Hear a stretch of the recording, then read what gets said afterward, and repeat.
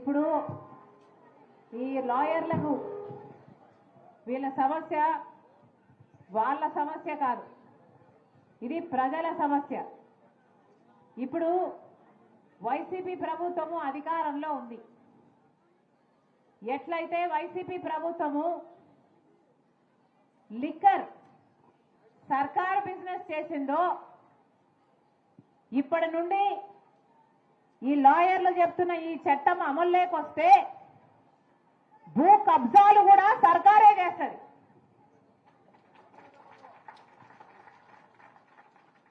Liquor వ్యాపారం ఇప్పుడు ఎట్లయితే, అన్నా ఇది సరిగ్గా అర్థం చేసుకోండి, లిక్కర్ వ్యాపారం ఎట్లయితే సర్కారు చేస్తుందో, లిక్కర్ వ్యాపారం అంటే ఏ సరుకు అమ్మాలి, ఏ బ్రాండ్ అమ్మాలి, అది క్యాష్ మాత్రమే మీరు కట్టాలి, అది కూడా రెట్టింపు. మిగతా రాష్ట్రాలలో ఏ సరుకు అమ్ముతున్నారో అలాంటి సరుకే ఇక్కడ అమ్ముతున్నా కూడా రెట్టింపు కట్టాల్సి వస్తుంది. లిక్కర్ కొనాలి అంటే ఏ లిక్కర్ బ్రాండ్ కొనాలి అన్నది సర్కారే నిర్ణయిస్తుంది. ఏ బూమ్ బూమ్ అన్నా, స్పెషల్ స్టేటస్ అయినా, క్యాపిటల్ అయినా, ఏ బ్రాండ్ అమ్మాలో సర్కారే నిర్ణయిస్తుంది, ఎంత కమ్మాలో సర్కారే నిర్ణయిస్తుంది. అది క్యాష్ మాత్రమే అని సర్కారే నిర్ణయిస్తుంది. అది క్యాష్ అమ్మితే అటు రాష్ట్రానికి రావాల్సిన ట్యాక్సులు రావు, కేంద్రానికి పోవాల్సిన ట్యాక్సులు పోవు, మొత్తం అంతా లిక్కర్ మాఫియా. పోనీ అదైనా మంచి సరుకు అమ్ముతున్నారా అంటే, మొన్న జరిగిన ఒక సర్వేలో మన రాష్ట్రంలో లివర్ చెడిపోయి, లిక్కర్ వల్ల లివర్ చెడిపోయి మిగతా రాష్ట్రాలలో పోలిస్తే 25% మంది ఎక్కువ చనిపోతున్నారు. ఎట్లయితే లిక్కర్ వ్యాపారాన్ని మొత్తం కబ్జా చేసిందో సర్కారు, ఎట్లయితే లిక్కర్ వ్యాపారాన్ని తన గుప్పెట్లో పెట్టుకుందో వైసీపీ సర్కారు, ఇప్పుడు భూమిని కూడా, మీ భూమిని, మీ పొలాలను, మీ ఇళ్లను, ఆ భూమిని కూడా వాళ్ళ గుప్పిట్లో పెట్టుకునే ప్రయత్నం చేస్తుంది వైసీపీ సర్కార్. ఎట్లయితే లిక్కర్ ను సర్కారే నడుపుతుందో, ఇక భూ కబ్జాలు కూడా సర్కారే చేస్తుందట.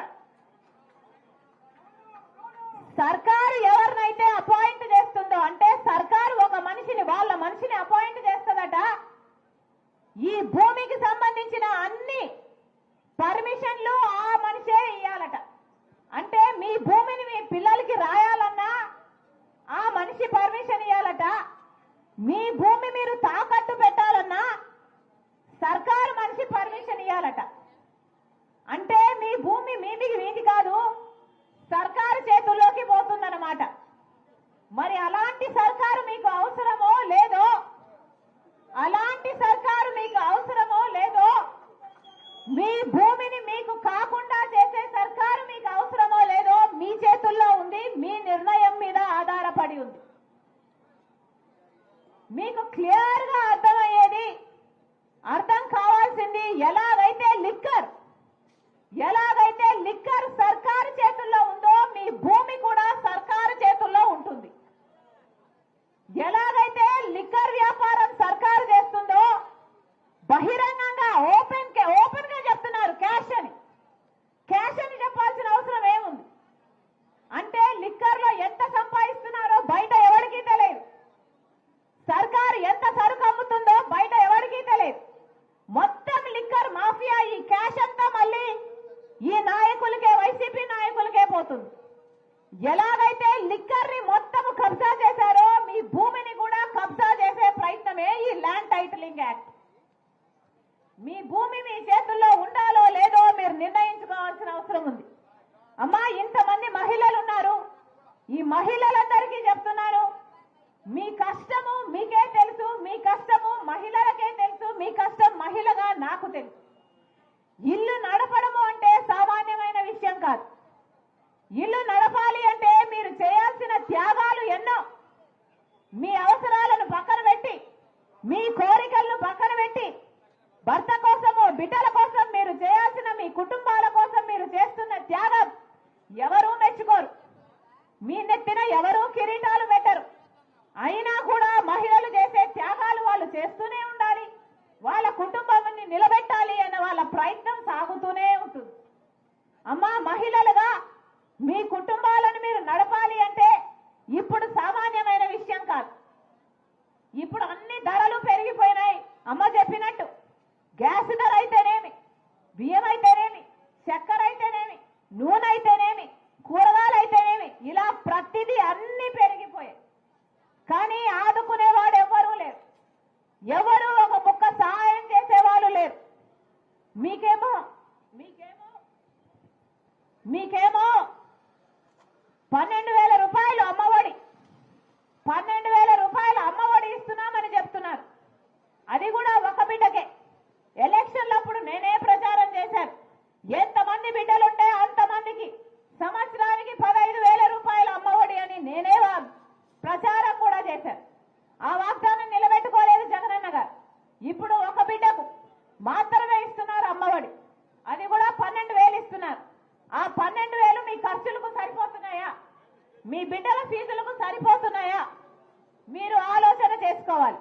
అంటే ఒక చేత్తో మట్టి చంపిస్తున్నారు, ఇంకో చేత్తో వెండి జబ్బు తీసుకుంటున్నారు. ఒక చేత్తో మీ దగ్గర 12,000 ఇస్తున్నారు, ఇంకో చేత్తో 24,000 రూపాయలు మీకు ఖర్చు అవుతుంది. మరి మీరు ఏం బాగుపడినట్టు? ఇప్పుడు ఫీజు రీయింబర్స్మెంట్ కూడా లేదు. బిడ్డలు పెద్ద చదువులు చదవాలి అంటే కూలీ నాలీ చేసుకునో అప్పు సప్పో చేసో మీ బిడ్డలు చదివించాలి. చదివిన వాళ్ళకు ఉద్యోగాలు వస్తున్నాయా?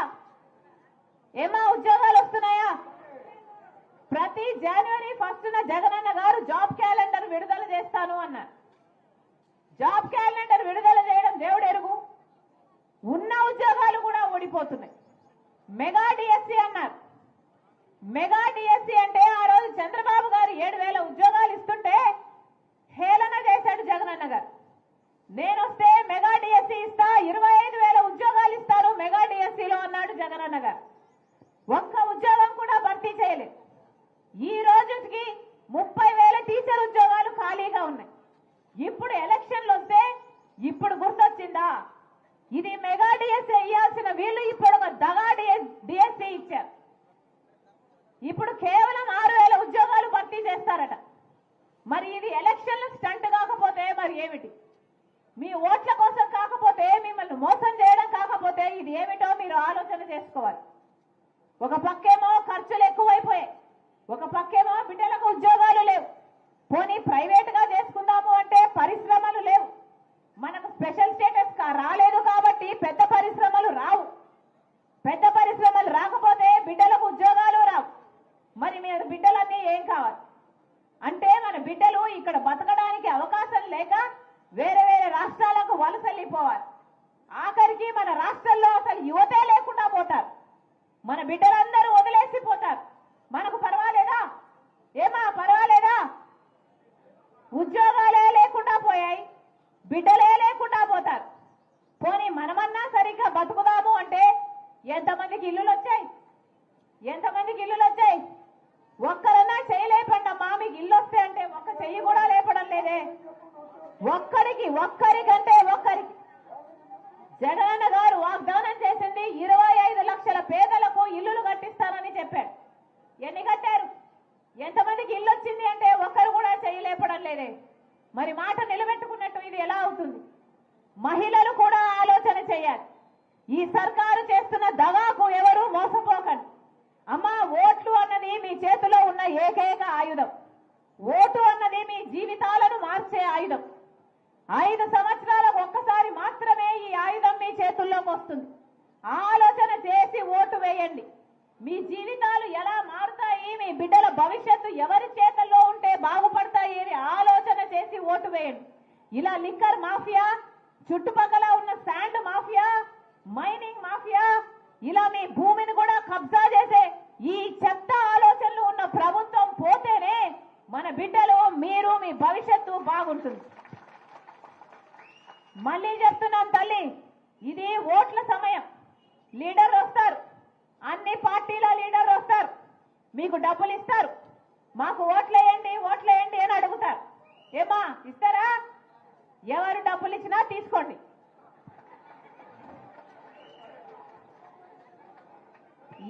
ఎన్ని డబ్బులు ఇస్తే అన్ని డబ్బులు తీసుకోండి.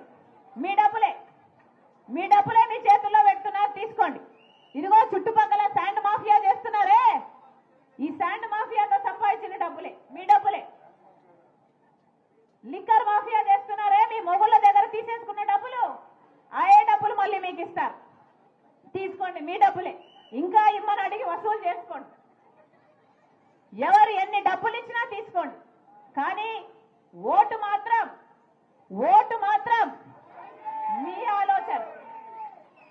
ఆలోచన అయి ఉండాలి. మీరు మనసు పెట్టి, మీరు మైండ్ పెట్టి ఆలోచన చేయండి. ఎవరైతే మనకు ప్రత్యేక హోదా వస్తుంది, ఇట్లా జగనన్న గారైనా టీడీపీ అయినా, వీళ్ళిద్దరూ బీజేపీ పార్టీకి అమ్ముడు పోయారు. మొదటి 5 సంవత్సరాలు చంద్రబాబు గారికి అవకాశం ఇచ్చి చూశాం. ఇప్పుడు 5 సంవత్సరాలు జగనన్న గారికి అవకాశం ఇచ్చి చూశాం. ఒక్కసారైనా మనకు ప్రత్యేక హోదా కావాలి అని నిజమైన పోరాటాలు ఎవరైనా చేశారా? ఎవరైనా ప్రత్యేక హోదా కావాలనో, మనకు పోలవరం కావాలనో, మనకు రాజధాని కావాలి అనో ఒక్కరంటే ఒక్కరు కూడా నిజమైన పోరాటం చేసింది లేదు. మళ్ళీ దగా పడకండి. ఒక్క కాంగ్రెస్ పార్టీ ఒక్కటే. రాహుల్ గాంధీ గారు చెప్పిన అంశం, నేను ప్రధానమంత్రి అయిన మొట్టమొదటి రోజునే మొట్టమొదటి ఫైలు మీద సంతకం పెట్టబోయేది ఆంధ్రప్రదేశ్ రాష్ట్రానికి ప్రత్యేక హోదా మీద అని చెప్పాడు రాహుల్ గాంధీ గారు. రాహుల్ గాంధీ గారు ప్రత్యేక హోదా కోసం మొట్టమొదటి సంతకం పెడతాను అంటే, మొట్టమొదటి ఫైల్ మీద పెడతాను అంటే ఆంధ్రప్రదేశ్ గురించి ఆ మనిషికి భారం లేకుండానే అంత మాట ఇస్తాడా? ప్రత్యేక హోదా రావాలి అన్న కోరిక వాళ్ళకు ఉంది కాబట్టే మొట్టమొదటి ఫైల్ మీద సంతకం పెడతానన్నాడు. మీరు మనస్ఫూర్తిగా కాంగ్రెస్ పార్టీని నమ్మొచ్చు, ఎందుకంటే అది రాజశేఖర్ రెడ్డి గారి పార్టీ కాబట్టి. రాజశేఖర్ రెడ్డి బిడ్డగా చెప్తున్నా, మీరు ఆశీర్వదించండి, మీరు కాంగ్రెస్ పార్టీని ఆశీర్వదించండి. ప్రత్యేక హోదా నేను తీసుకొస్తా, ప్రత్యేక హోదా కాంగ్రెస్ పార్టీ ద్వారా నేను తీసుకొస్తా. రాజశేఖర్ రెడ్డి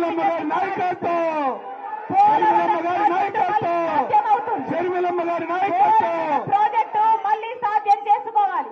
పోలవరం ప్రాజెక్టుకు మళ్ళీ మనం నేషనల్ హోదా తెచ్చుకోవాలి. రాజధాని మనం తలెత్తుకునేలా, మనం తలెత్తుకొని అదిగో మా రాజధాని అని చెప్పుకునేలా మనకు ఒక రాజధాని ఉండాలి. ఇవన్నీ సాధ్యం కావాలి అంటే కాంగ్రెస్ పార్టీ అధికారంలోకి రావాలి. ఇప్పుడున్న వైసీపీ పార్టీ అయినా, ఇప్పుడున్న తెలుగుదేశం పార్టీ అయినా, బీజేపీ పార్టీకి తొత్తు పార్టీలు, బీజేపీ పార్టీతో పొత్తు పార్టీలు. వీరిని నమ్మితే మళ్ళీ భవిష్యత్తు అంధకారం అయిపోతుంది. అందుకే చెప్తున్నా, మనసు పెట్టి ఆలోచన చేసి ఓటు వేయండి. ఓటు అనేది మీ జీవితాలను మార్చే ఆయుధం. మళ్ళొక్కసారి రాజశేఖర రెడ్డి బిడ్డ వస్తుంది అని, రాజశేఖర రెడ్డి బిడ్డను చూడాలి అని, వినాలి అని, ఆశీర్వదించాలని ఇంతమందిగా వచ్చారు. ప్రతి అన్నకు, ప్రతి తమ్ముడికి, ప్రతి అక్కకు, ప్రతి చెల్లికి మీ రాజశేఖర రెడ్డి బిడ్డ, మీ వైఎస్ షర్మిలారెడ్డి శిరస్సు వంచి చేతులు జోడించి మనస్ఫూర్తిగా కృతజ్ఞతలు చెప్పుకుంటుంది. జోహార్ వైఎస్ఆర్, రాహుల్ గాంధీ గారి నాయకత్వం.